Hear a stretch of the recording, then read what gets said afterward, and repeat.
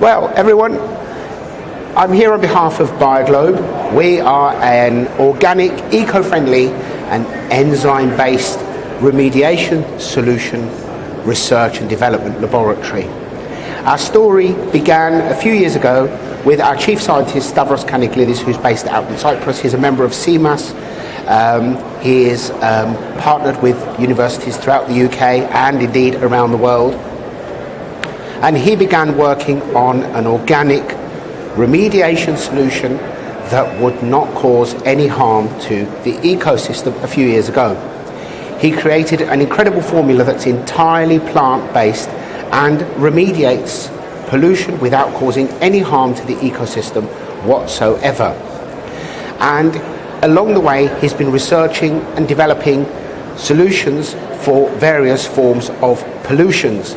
And in that regard, he also began to look into using enzymes for remediation. But what exactly are enzymes? Enzymes are biological molecules, typically proteins, that act as a catalyst in living organisms. They speed up chemical reactions without being consumed in the process, enabling life-sustaining processes to occur efficiently under mild conditions of temperature and pressure. Now, our solutions can entirely remediate oil spills. If you've ever watched how an oil spill is remediated traditionally, the established process is to collect the surplus with a boom, and they then bleach the area to death until it appears clean. And I stress the word appears because it's actually not clean. All they've done is broken down and bleached the oil, which then falls to the bottom of the ocean, killing the coral, destroying the marine life, and they then claim that they have cleaned the entire area, but all they've done is invisibly pollute it.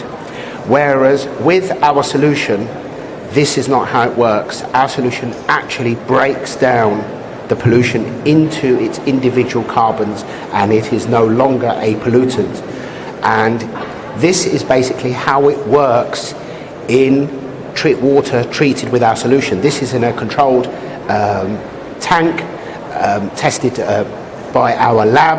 Now that's crude oil being dropped into water that has been treated with the organic plant-based solution, which is a surface activating solution, so it works on the surface, and as you can see, it totally remediates any pollution beyond trace.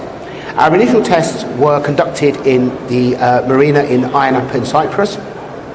This, like any other marina, was polluted, it was dirty, there was absolutely no marine life, and it smelt of oil, diesel, etc. as normal. Within a few weeks of it being treated, the water was crystal clear, as you can see. When you're there, you can see the bottom. Marine life has returned to the marina. There are fish everywhere. The fish nibble the algae on the bottom of the boats, and the entire ecosystem has been restored to its former glory, and it is maintained by simply topping up with an organic plant-based solution on a monthly basis. Our solutions can also apply to remediating land. Now, throughout the UK, there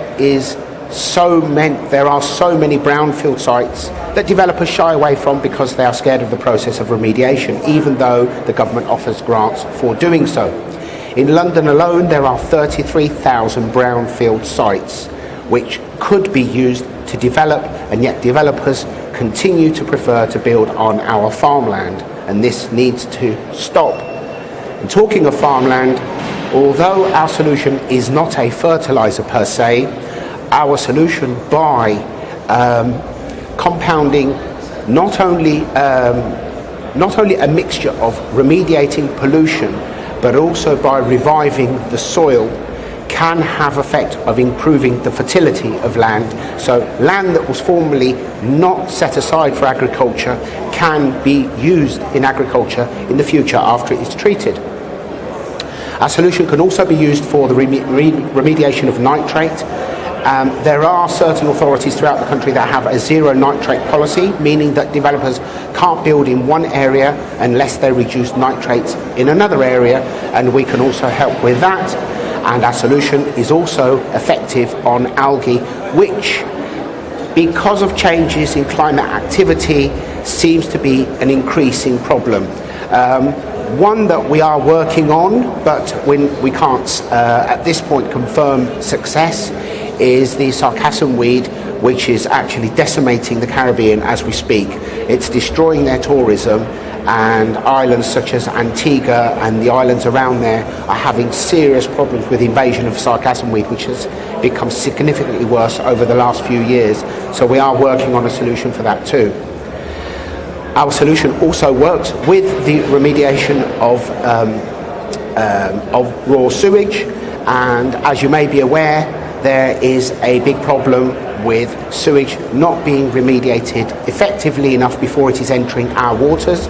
And in combination with our plant-based solution and our enzyme-based solution, we believe that we can come up with an effective solution to actually remediate raw sewage, not just to meet government's minimum standards, but far exceed them.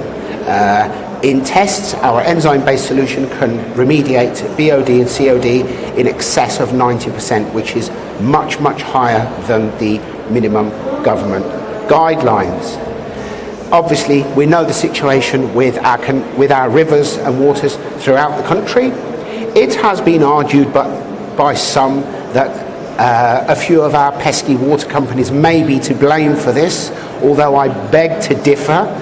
But in their defence, what I would say is that they are fighting with a water supply and water disposal system that was constructed for a population possibly a quarter of the size that we have today. So we need to actually find solutions and work collectively, constructively, because we all want the same thing. We want to remediate our waters. We want to make sure our canals, our rivers, our lakes are all clean. And there are some huge challenges out there, because even some of the most beautiful places in the country, such as Lake Windermere, are polluted. And these need to be addressed. We can't just leave these ecosystems to keep deteriorating until they die, because the effect at some point could be irreversible as more and more of the environment and the ecosystem is damaged, possibly forever. So we are working towards cleaner water, cleaner land, organically, without causing any harm to the ecosystem, and most importantly, in a manner that is sustainable. But looking to the future, what are we planning to do? We obviously want to continue with ongoing research for new solutions, because our chief scientist is confident there is so much that can be done. And in addition to this, where there is a particular problem, how we would like to go forward is to be able to not only remediate the particular problem, but also to send samples back to our lab for analysis, so that our chief scientist and his team can create a bespoke variant for maximum efficacy wherever we have a project to remediate. We are in the process of trying to fund a new laboratory for research over in Cyprus, and we would also hope to put a laboratory together over here in the UK for testing, because there is a distinct shortage of laboratories for this kind of testing. And in that regard, we're going to be commencing a university tour from January, where we're going to be engaging with the universities, the lecturers and the students in the departments that are of interest or have interest in this topic. I've spoken to a few already, and they're very, very excited about the prospect of what we're hoping to do, because what we would like is to inspire and encourage the students to begin sampling land and water in the environment all around their university, and collectively we'd like to build a database, a free database for academia throughout the country that will plot and chart all the pollution throughout the country, where it is, how bad it is, what caused it, and then we can assess how we're going to go about to remediate it collectively, because if we don't do anything, this problem will continue to grow, and at some point in the future we will find that millions and millions of acres of our land has been rendered infertile, that our rivers have died and our ecosystem has collapsed, which will be detrimental to all of us. And on that note, that's our story at BioGlobe. Thank you very much.